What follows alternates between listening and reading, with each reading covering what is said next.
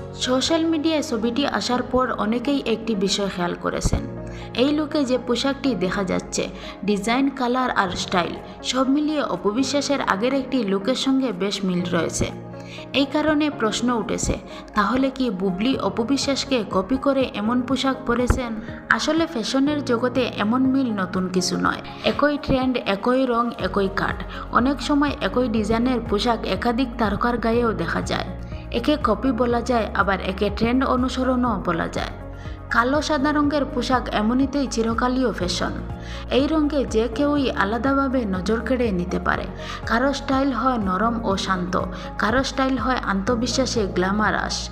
একই পোশাক কিন্তু প্রকাশটা আলাদা। তাই প্রশ্নটা আসলে কপি করা নিয়ে নয়, প্রশ্নটা স্টাইল নিয়ে। একই রকম পোশাক পরলেও কে কীভাবে নিজেকে তুলে ধরছেন, সেটাই আসল বিষয়।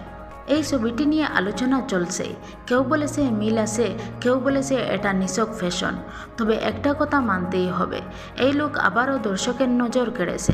ফ্যাশন শেষ কথা বলে কিছুই নেই। আজ যেটা কপি, কাল সেটাই ট্রেন্ড। এমন আরও সুন্দর সুন্দর এন্টারটেনমেন্ট খবর পেতে আমাদের চ্যানেলটি সাবস্ক্রাইব করে পাশে থাকবেন। ধন্যবাদ।